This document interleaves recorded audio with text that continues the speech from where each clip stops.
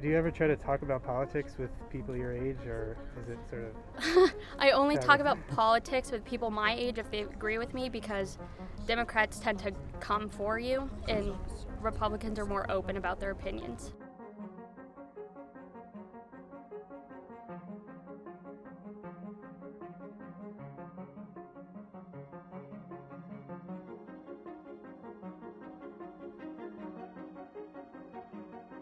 My parents are really pro-Trump, so, sometimes it's hard to even have a conversation at home about it. When I first got out of my car, people were chanting, asshole, asshole, online, you can Dump find... Trump, asshole.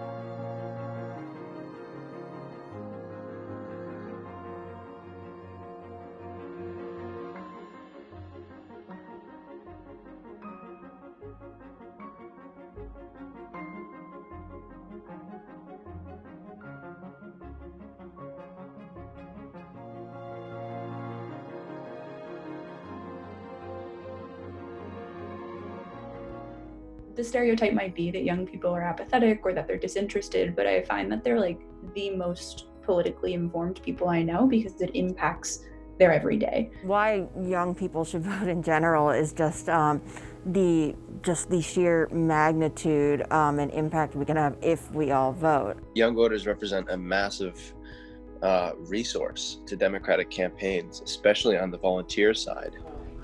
Center County Democrats. Next.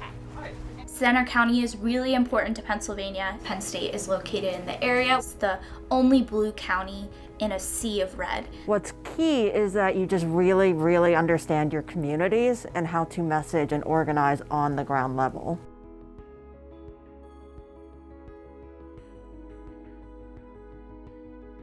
I work for Donald J. Trump for President Inc. He had over 6.5 million jobs, right? He had, and I mean, that's a small number, but I'm just telling you, just so I won't give you a high number, right? Hey, everybody, if you have masks, please pull them up.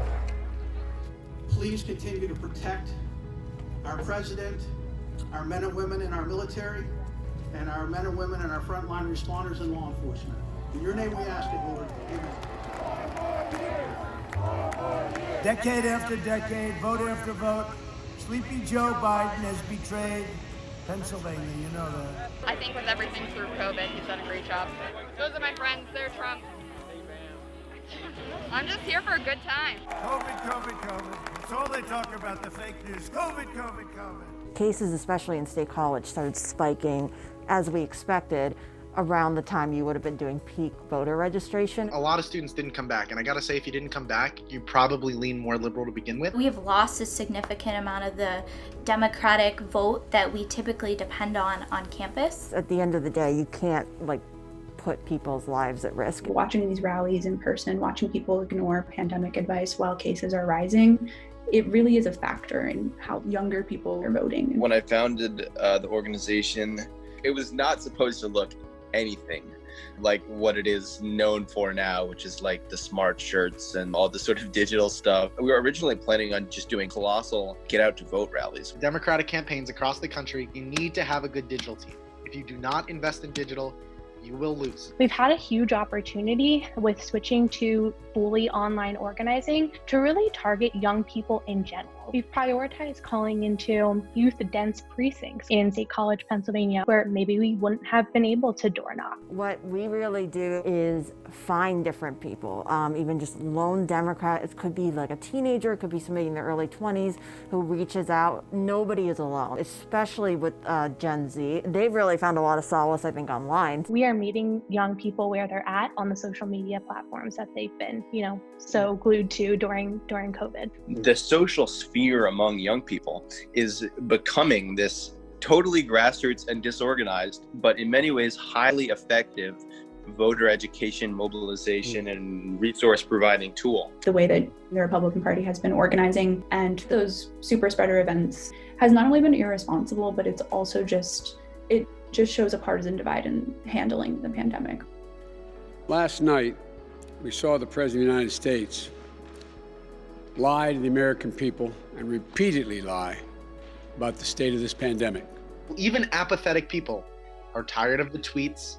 They're tired of the bickering, especially our age. They know that's not the way it's supposed to be done. They might even be tired of both sides, but they think that there's a better chance of recovery if they had voted for Biden. When we're talking to young people, we're talking to them about the issues that they care about, such as climate change, access to health care. Donald Trump is way worse than Joe Biden on those issues. It's something that really resonates with young people. If they perceive Biden to be not their ideal candidate, we can all admit that he wasn't our ideal candidate, but he's willing to listen, and especially when you contrast him to Donald Trump, they clearly know the stakes. I'm tired of waking up every day in fear, waking up every day scared, waking up having to check the news to see what's wrong in the world. Trump's mismanagement of the pandemic and the mismanagement of Republicans across the board, that factors into the way that we can't meet in person to have pizza on election night.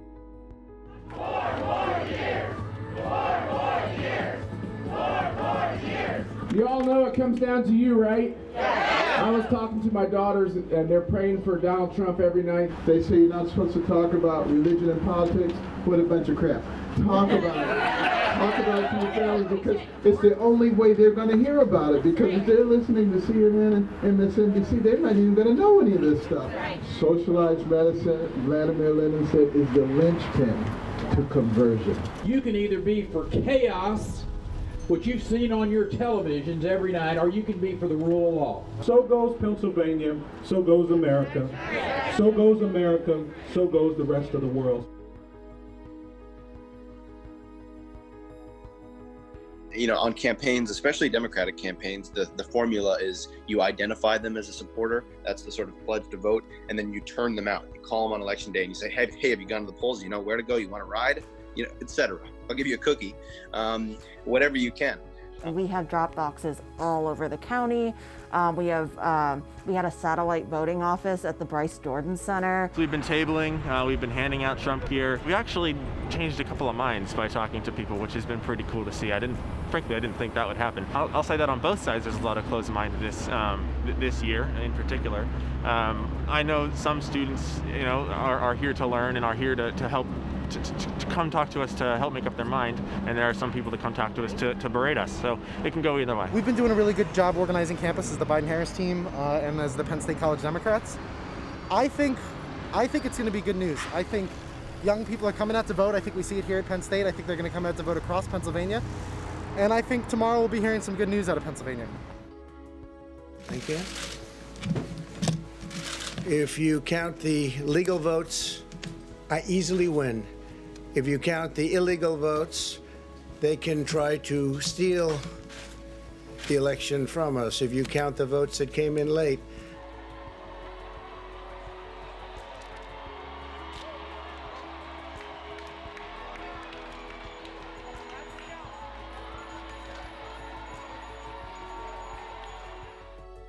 Joe Biden has won the Keystone State, Pennsylvania.